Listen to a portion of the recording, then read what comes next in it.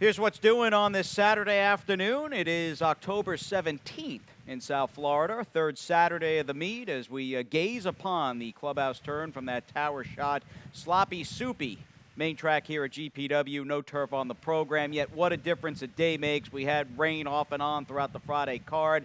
That is a good-looking vista, no question about it, with plenty of blue sky to be had. And 10 races coming down the pike this afternoon. Jason and Ronnie, welcome aboard, everybody, to our latest edition of GPW Today on a 10-race Saturday, Ronnie, where we welcome back maybe the best horse over the last couple of years that's raced at Gulfstream Park West in Bodie Express, who's running and is going to be a massive favorite in the ninth. Yeah, I mean, he's just incredible. He had, a touch and go, crazy early season. He was so good, but he had troubles at the gate. Seems to have that back, but boy, did he love to run here at Gulfstream Park West. Yeah. So we'll see. And there's another horse in that race. I can't think of his name right now. Neither can I. It'll come to me later when we get to that race. I hope so. Hopefully it comes to me as well. But yeah, looking forward to the ninth. That is a race I would imagine is going to, for multiple reasons, have quite a few eyeballs on it as we kick off down the line, the late double there, and penultimate leg in the Rainbow Six, and more on that stuff in a second. We have to take a step back, though, and take a little bit of care of housekeeping on the broadcast with a look at a $7,000 plus Stronach 5 yesterday. I mean, that was a tough sequence, Ronnie, but if you were smart and lucky enough to hit it, it's a nice little payday. Yeah, well, we got out of ours, even though it was off the turf for the opening leg. The logical horse won, paid $3.40. They said, this might happen nicely. Right, cakewalk, yeah, right? Cakewalk, and not the case. Even though we had a couple of horses, only paid $4.27. You had to get that $43 horse. If you had that, you got $7,000. Yeah, no doubt. I wonder if Stan had that one in that second leg at Laurel Park. I hope he did. I hope so, too. I'm going to have to check in with Stan and see if he had that near $44 winner in the second leg at Laurel. We'll do it again this coming Friday for sure, another round of the 100K guaranteed Stronach 5. Now, here locally, we up the ante. It is Saturday after all, and with that in mind, $250,000, my friend. That's a lot of dough waiting for you in that Race 5 Rainbow. Yeah, the first couple of days this week, we've had 8 race cards. This is a 10-race card, so it starts in race number 5 this afternoon, 250 large. And that is a cross-section, if you will, because the early pick 5 does cash out in the Rainbow Six opener. That is a cash-out leg that sees me 2 deep there. And again, with no turf on the card, had to go back to the drawing board and redo this play. Looking at this early sequence, I think the 4 Domineering is the right starting point in the first race today, and we'll obviously talk more in depth on that cast of maiden claimers on the dirt in just a second. If there was a race I could pick out as my favorite in the first 5, it would probably be the 4th. And, when I was writing this ticket up, there's a part of me that feels a little bit chicken with not singling the 3 Gitana, who I wrote about in my analysis, and I'm pretty bullish on this afternoon for a new barn, a filly that was claimed about 50 days ago. But I didn't want to string together 4 other winners and not use the 1 Princess Coro and the 4 My Crazy Ex-Girlfriend, who on paper are the 2 other horses by a chasm. So I'm 3 deep there, but I do like Gitana in the 4th race this afternoon, a bit further down the line. But we'll start with Rohan Crichton, because as we check out this cast of 2-year-old filly, $40,000 to $35,000 maiden claimers, I think Rohan deserves to be first in the pecking order, not only because he's batting up and around 45 to 50% this meet. His horse has just been running really well. He's throwing a 1-2 punch, and he probably just simply has the horse to beat your top pick, the 4 Domineering. He's also got the first on the outside by Liam's Map in the number 14, Dawn's Sweet Smile. But hard to argue, Ronnie. I get why you picked Domineer. I mean, this filly, for all reasons, ran pretty well on the dirt to start a career. Yeah, when we began the week a couple of days ago, Rohan Crichton was leading trainer with those 5 wins. I don't know if it's changed yet, but as you mentioned, having a fantastic early start of the Turf Festival here. 4 Domineerings debuting locally responded to that drop down in competition and it turned back with a 2nd place finish. That was on the turf, but Rohan Crichton has this one racing locally, and I just thought that his second and his against $40,000 in his debut on the dirt was good enough to win in this spot. I guessed with the Barboza firster, and I do like that Victor entered the 13. Is She Frosted?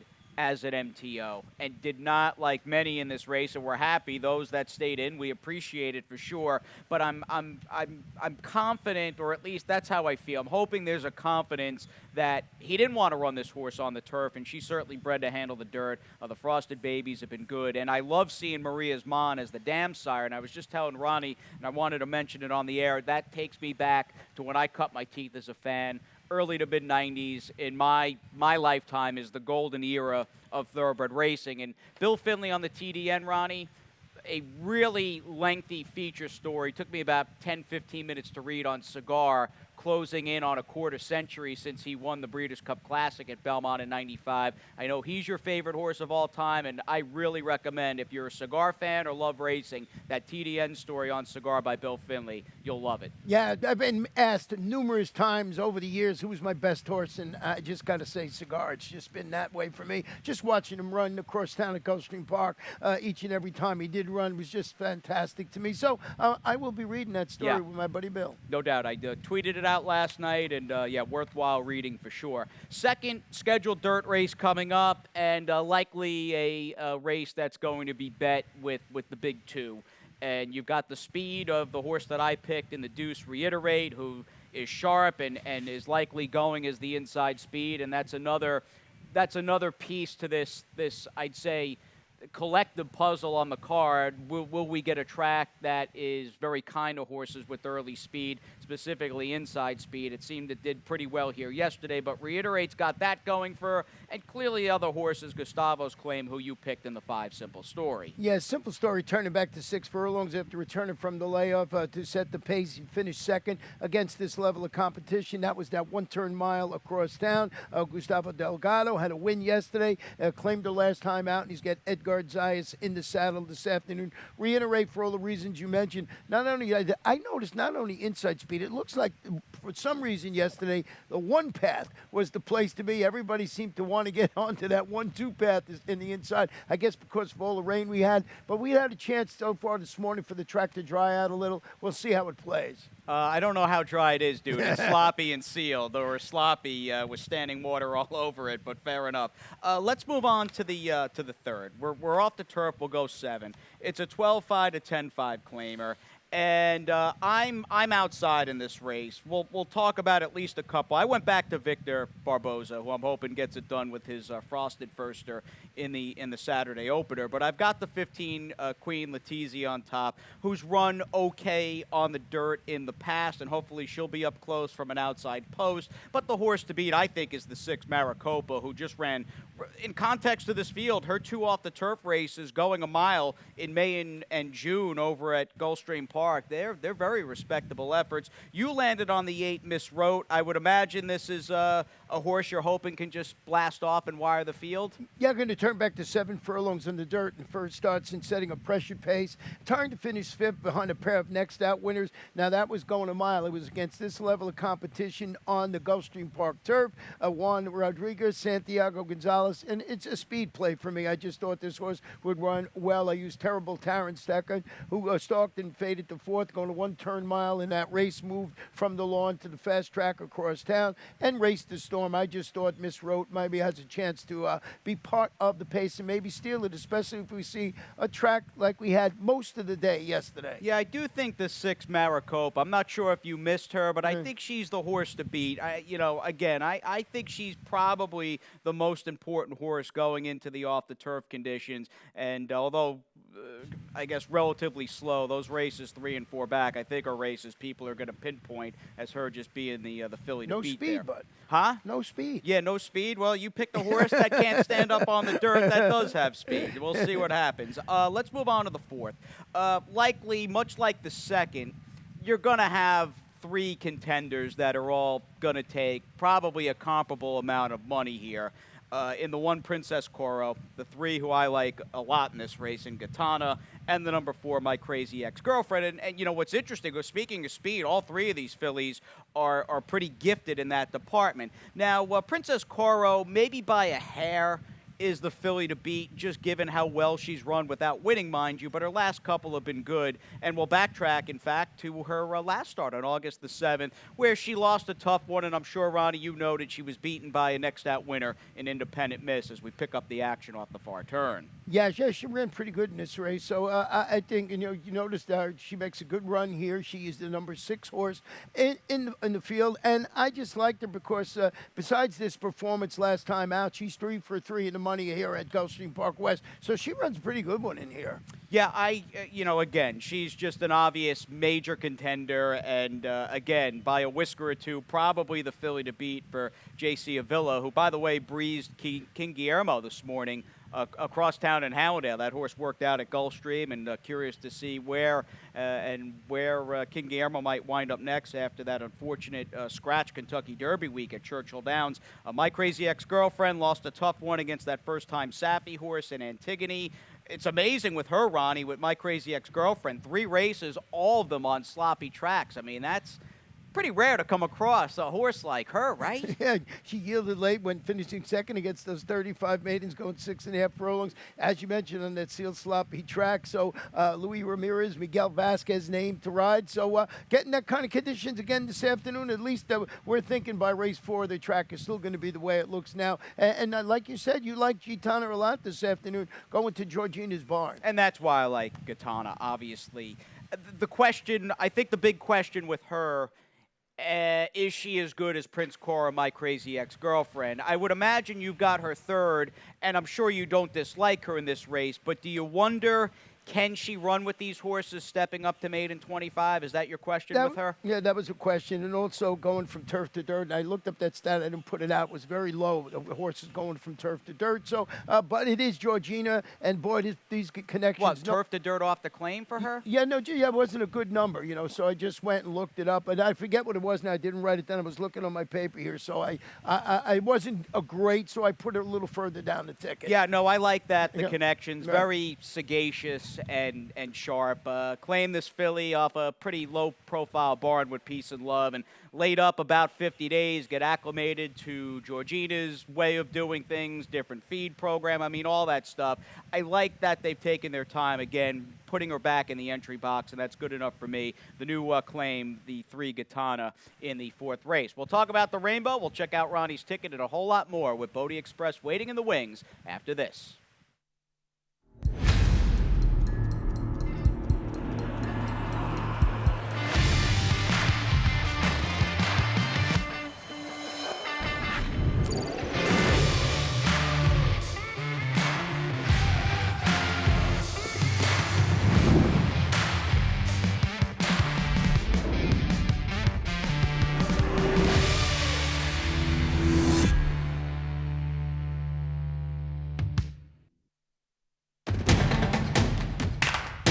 And they're off.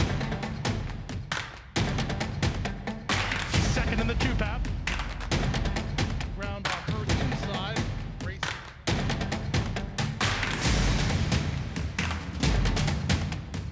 A quarter of a mile to go, and he's 6 yards out. It's last of the 12 as they roll into the backstretch.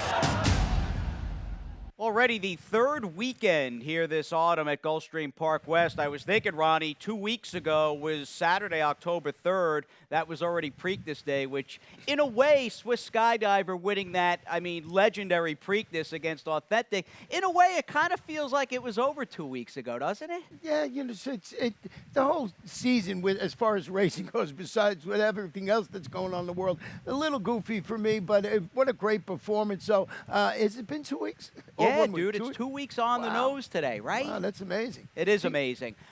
Just talking about good horses like Swiss Skydiver and Authentic, who are obviously both bound for the Breeders' Cup at Keeneland. We're coming up on our biggest day of racing this autumn here at GPW. It is the annual Sunshine Millions preview, so you've got Breeders' Cup weekend kicking off the month of November, and then we're right back in the mix with 9 stakes on that card. That's always a great day, Ronnie. I mean, we really get to see some of the best Florida breds in training. Yeah, it's a great race, good purse money given out, so you get a lot of the horses horses that are arriving from up north entered in those fields, and we'll see how it runs.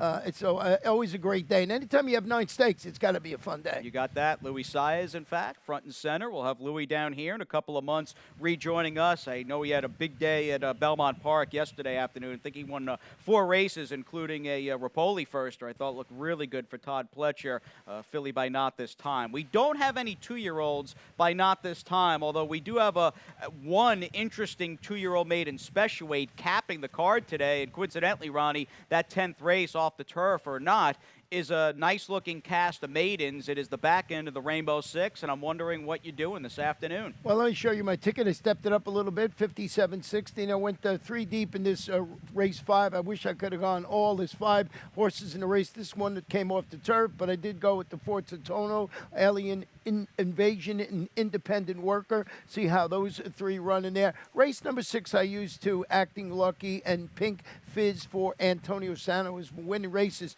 at bunches here at Gulfstream Park West. And then in race number 7, I went 2 deep, but I needed Tequila and Fast Fraction. And the 8th race, just, off the turf, there was just so many horses I thought could run well. I went 4 deep in there with the 4, 5, 10, and the number 11 Zodiac Princess, the horse I have the most interest in. She's speed, dude. Yeah, for Laura Cesares. 9th race, Bodie Express. You didn't single Bodie, though. All right. I didn't single and Blewett on there. No, Blewett has got to punch his chance because he has speed on the track that has been playing the speed. So you got to give him a shot if he gets loose on the lead. And in the last race, I went 3 deep in there with the 4, the 12, and the 13. The 4 being Viva La Reina, and that one from Carlos David. And Highland Moon was entered for the main track. I think it's going to run well. Yeah, I'm with you on Highland Moon. Singled her in my late pick 5 play for Gilberto Zerp. I got to think she just runs better than she did in a rather disappointing even money debut a few weeks ago across town in Hallandale Beach.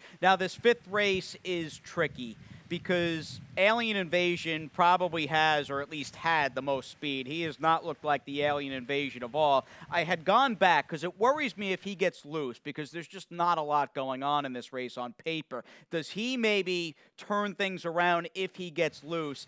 Like you, though, I did not fully trust him and opted to take the number 4 horse at Totono, who at least he was close up 2 back. And I'll tell you, Ronnie, that loss against My Point Exactly, he runs something in the ballpark to that effort on September the 10th.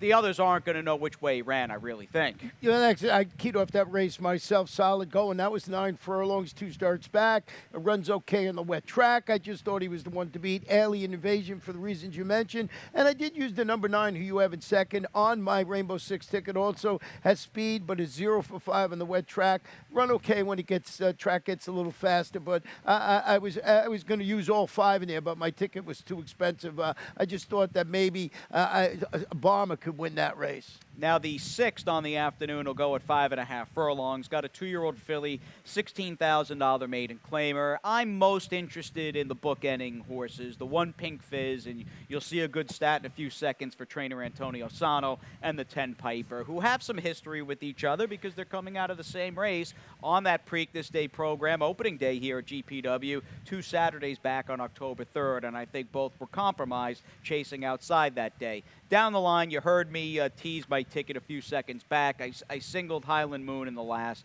She's better drawn today, and we'll find out. We'll find out because she was tipped out and bet off the board. One of the biggest stories I think we got the entire summer regarding a 2-year-old firster, and she just didn't run all that well. They've hit the reset button, and I think she's going to run far better than she did over at GP. She'll anchor an $18 play. Obviously, use Blewett along with Bodie Express, and nothing too out of the ordinary in the ticket as far as big prices are concerned. But again, getting back to my first thought, that October 3rd race is where I'm at. That sloppy track on opening day concerning the 1 Pink Fizz and the 10 Piper, who I thought in hindsight were both a little up against it, chasing outside against an inside speed, wire-to-wire winner in Foolish Heart. I'm going to go 10-1 in this race with the Dave Fox first or third. What's the stat we got with Antonio, who sends out a filly by Dialed In from the rail? Well, with his 2-year-olds making their second start on the dirt at Gulfstream Park West, he's 6 for 25, 24%, 48% in the money, 407 in return investment. So a really nice stat, and that's locally right here at Gulfstream Park I like West. it. Yes, it's a good stat. And she's based here, too, you know? Yeah, so, I mean, I think she's going to run well. And Antonio, a couple of wins yesterday. His barn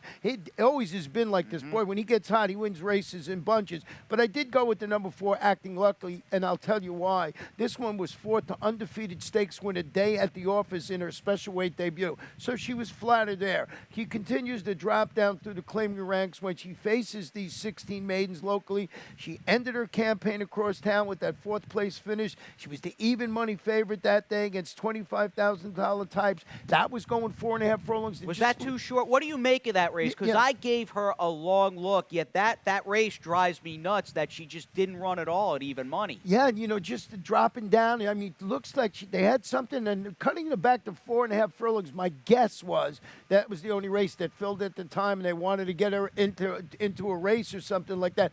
But I'm using Acting Lucky. I'm using Pink Fizz. I'm using Piper. You know what I mean? Those, to me, were the logical 3 horses. No, you may have, in a way, the biggest X factor in the race, because believe me, I wanted to like Acting Lucky. That race last time out, though, was just so lackluster. But again, Dan Pita, good guy. He's taking his time. He's based here at GPW.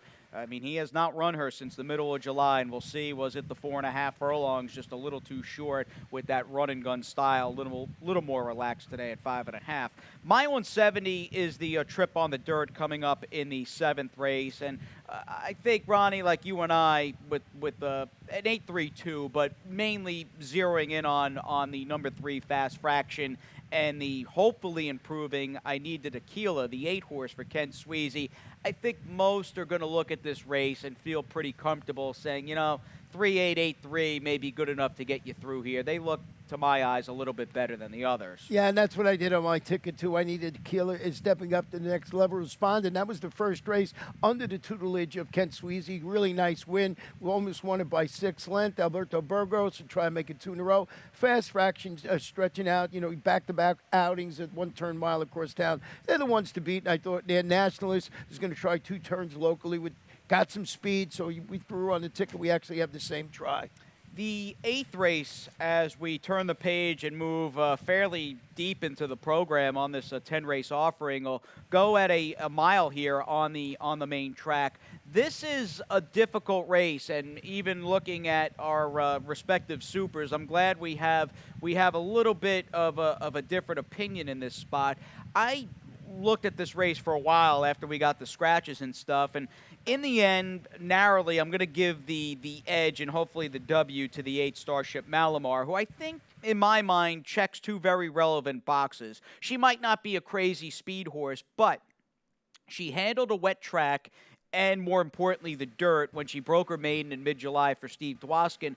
And I feel like many of the Dwoskin-trained horses, she has just incrementally gotten better and better and stepped up her game, not by this like crazy wide swath with one race to the next, but it's been over a series of her last 3 or 4 starts. I just think you get the best of both worlds with Starship Malamar, where she's improved, she's in the best form of her life, and she's handled the dirt in the past. You're going to try to wire this thing, and I'm a fan of Zodiac Princess. I like her a lot. Does she make amends? She didn't run great on the dirt last time, but does she turn it around here? I don't know. Well, she wheels back today after setting the pace. Weekly to finish 4th. That was her local return, going a mile into 16th. That race was moved from the turf to the dirt. This is a mile this afternoon. Laura Cesares, Lionel Reyes in the irons. Basically, once again, for me, a speed play in there. We both use Witch Hunter, who entered for the main track, stretches out to a mile. Very good at a mile. 7 starts, a couple of wins, a couple of seconds, or 3 seconds, so runs well at the distance. And then I went with Charger Counting here, stretching out around 2 turns. You know, looking to, she drew clear. She defeat those 16 runners at 6. She's never tried 2 turns, so she's guesswork for me. Yeah, what do you make of her, though? Because it does seem like Kendall Condi has just really got her in a good groove, and if she's able to, who knows how much of a step up this is on the dirt. It's probably a group of better horses. It definitely is. But, man, if she runs back to her last and being a take-charge Indy, she might like the 2 turns. Is she, in kind of a weird way, maybe the most interesting horse in the race? Yeah, along with me, I used all three of these on my ticket. But Zodiac Princess, I'm curious to see if the turn back to the mile is going to help. But Charge Account and Witch Hunter, it's one of these races when they come off the turf, and that's why I went 4 deep on my ticket. I also used the 10 horse just for savor in that race. So we'll see how race 8 plays out. Yeah, Ton is going to be a good price for trainer Scott Acker. Now, Bodie Express, meanwhile, won't be a good price. He'll be rather short, and he should be short. He's had quite the career, and I wanted to pull the text conversation you and I had when they drew this race last Monday, in fact, because when the overnight came out, you sent me a screen grab of the field, and, my reaction, knowing that Blewett was already at PBD, I figured it was just about any day he'd be entered, and I was like, oh, that's amazing that Blewett's racing, and my next was just an seeing Bodie Express in the race. And I'll tell you, going back race by race and really kind of pinpointing Bodie Express through his 15 starts or so, this is a very talented horse. And although he did not win his last on the Kentucky Derby undercard, a race we'll bring you from beneath the Twin Spires, this is a pretty darn good field that he's coming out of. I mean, even looking at the winner, Aurelius Maximus, who beat Bodie Express by a little more than a length. I mean, he came back and just lost to Mr. Freeze in the Fayette Stakes at Keeneland. So very good field Bodie Express was in, and does he play out, Ronnie, as the inside speed, assuming, and we'll keep our eye on him, he is well behaved, because as you said at the top, that's been the biggest MO and issue with him. He can be so capricious and nuts that he throws himself off his game. Well, 2 of his best performances when they just bring him from the backside here and take him out to the track and he runs. His 2 best performances were right here at Gulfstream Park West. It's his home course, so we'll see how Bodie Express runs. And I go back, I must have said this every time we talk about Bodie Express, that he was my pick in the Preakness. I was doing the TV up at Pimlico, and I said, I'm going on the air. I'm going with Bodie Express. And there went Johnny. I think, and everybody was okay, and Bodie Express, oddly enough, kind of became a folk hero. Right. Over the next few weeks, people were really interested in him running a couple of laps without the jockey. But no, a very, very talented horse for sure. And I think of that old Rodney Danger, line. They're off except one, and that certainly sums up that Preakness in 2019. But good luck to Bodie Express, and hope he runs well. But we'll look back at Blewett in his maybe the best race he's ever run when he defeated Moretti. I mean, the other horse in the orange cap who's chasing him. Moretti, after leaving Florida, really got on a major run and became a horse. I thought, very nice surprise, guys. I like that. I did not know they were going to do that. Next time, put my head on Tyler's there on top of the horse. But what do you? I'm excited to see him run, Ronnie. I'm curious which way this goes, because I thought he was going to have a better summer. I'm not saying he was going to win 5 stakes. I thought he'd run a little bit better, in fact, a lot better, in his last start on the dirt at Saratoga, and he didn't fire that day. Does he, maybe like Florida, because when he left here in the race we just showed, again, I think that's the finest race he's ever fired. Yeah, and that picture they showed you should have showed really you were down on the apron what you were doing, running around like crazy. It's a very impressive race there at Gulfstream Park. So we'll see if he can do it today. And as I mentioned at the top when we talked about it, I said he has a puncher's chance. Why? Because he's got speed. He's got real good speed. And if he gets loose and something happens with Bodie, or Bodie just, doesn't last as long, maybe he steals it on the front end. Yeah, we'll see. An interesting race, no doubt. I mean, very much about Bodie Express and his GPW return. But good luck to my boy there for Rapoli Stable and Todd and Raji Mirage, who picked up a W yesterday.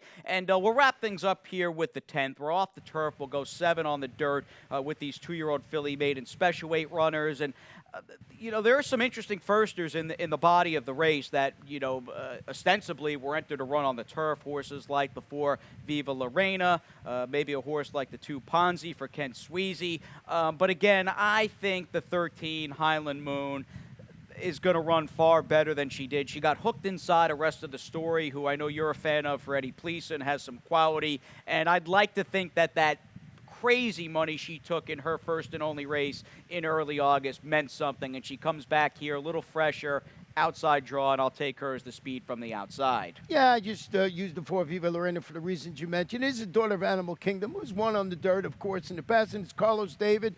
Certainly bred to handle the distance. I think those might be the logical 2 in my estimation. I would not leave the 13 off my ticket. Was thinking real fast. It's good even looking at your top pick, Viva Lorena, and the Deuce Ponzi, who we don't have in our top 4, but who cares? It's nice seeing guys like Carlos David and Ken Sweezy come into the 4. I mean, two guys, maybe not their rookie season per se, but 2 guys who clearly are very good at their respective training jobs. Yeah, and we'll see how they do with the championship meet, which will always be fun. Yeah, that'll be a good point there, my friend, as we take a little time out and catch up with the voice of the wintertime season at Gulfstream Park. Pete Aiello has got all the action here in Miami Gardens.